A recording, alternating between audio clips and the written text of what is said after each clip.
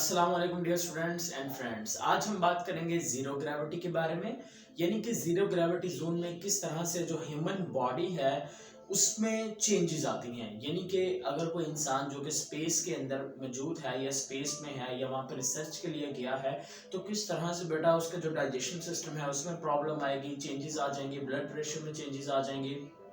उसके बाद अगर हम बात कर लें उसके स्पाइनल कॉर्ड की, उसमें चेंजेस आ जाएंगी, उसके जो मसल्स हैं वो डिक्रीज हो जाएंगे, मसल स्ट्रेंथ डिक्रीज हो जाएगी, बोन्स जो होंगी, बोन्स में से जो मिनरल्स होंगे वो उनकी मिनरल्स जो होंगे वो बोन्स से बाहर निकलना स्टार्ट हो जाएंगे।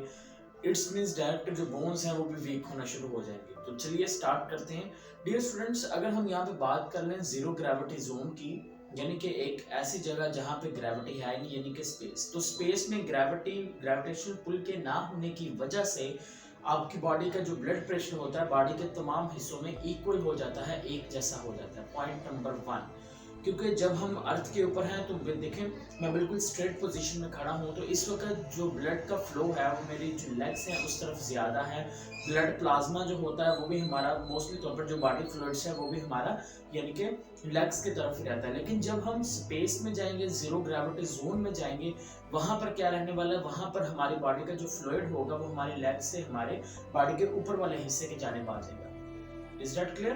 तो बॉडी का जो फ्लूइड है या फिर बॉडी में जो ब्लड है वो सारे का सारा इक्वल हो जाएगा और आपकी लेग्स वाली साइड से कहाँ पर आ जाएगा, हमारे चेस्ट और जो हेड रीजन है इस तरफ मूव करना स्टार्ट कर देगा। पॉइंट नंबर 2, अब हम यहाँ पर बात कर लेते हैं कि डाइजेशन के अंदर प्रॉब्लम आएगी कि नहीं। डाइजेशन के अंदर किसी किस्म की कोई प्रॉब्लम नहीं आएगी जीरो ग्रेविटी जोन में। अलबत्ता आप ये जरूर कह सकते हैं कि जीरो ग्रेविटी जोन में क्या होने वाला है कि जो खुराक है वो हमारे डाइजेस्टिव सिस्टम में ज़्यादा देर तक रहेगी। यानी कि अगर हम अर्थ की बात करते हैं तो अर्थ में अगर आप अर्थ के ऊपर हैं तो ग्रेविटेशन पुल की वजह से जो वेस्ट मटेरियल्स होंगे या खुराक के डाइजेशन के बाद खुराक बॉडी से बहुत जल्द रिमूव हो जाती है, वेस्ट मटेरियल्स रिमूव हो जाते हैं। लेकिन जब आप स्पेस में जाएंगे जाहिर सी बात है वहाँ पर किसी किस्म की ग्रेविटेशन पुल है नहीं, आपकी बॉडी रिलैक्स फील करेगी। तो उस सूरत में जो वेस्ट मटेरियल्स होंगे या जो खुराक होगी वो ज़्यादा वक्त के लिए आपकी जो गट होगा या डाइजेस्टिव ट्रैक है उसके अंदर रहेगी।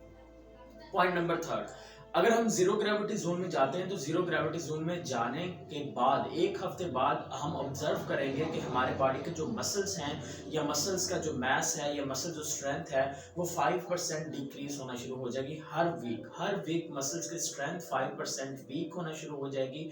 उसकी वजह यह है कि देखिए यहाँ पर अर्थ के ऊपर हमारी जो मसल्स की स्ट्रेंथ है वो ज़्यादा है क्योंकि हमें फाइट करनी है ग्रेविटेशनल फोर्स के खिलाफ। लेकिन क्योंकि जब आप जीरो ग्रेविटी जोन में जाओगे वहां पे ग्रेविटेशनल फोर्स है नहीं, तो वहां पर आपको किसी फोर्स के मुताबिक फाइट नहीं करनी, तो आपके मसल्स की भी जो स्ट्रेंथ है उसकी ज़रूरत नहीं है।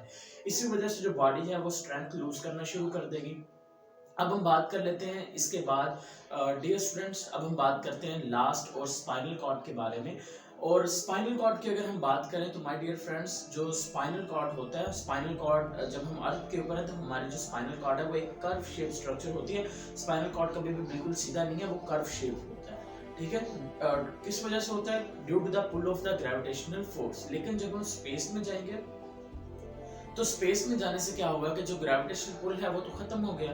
जब ग्रेविटेशनल पुल खत्म हो जाएगा, ग्रेविटेशनल पुल के खत्म होने की वजह से हमारा जो स्पाइनल कॉर्ड होगा वो बिल्कुल स्ट्रेट इन हो जाएगा। इसी वजह से जो वो लोग जो मोस्टली तौर पर स्पेस में रिसर्च के लिए जाते हैं उनकी जो बैक साइड है, बैक पेन बहुत ज़्यादा रहती है, क्योंकि जाहिर सी बात है जब ग्रेविटेशनल पुल नहीं है तो जो स्पाइनल कॉर्ड होगा उसके अंदर जो कर्व था, जो बिल्कुल इस तरह से थोड़ा सा हल्का सा कर्व था, वो बिल्कुल स्ट्रेटिंग हो जाएगा।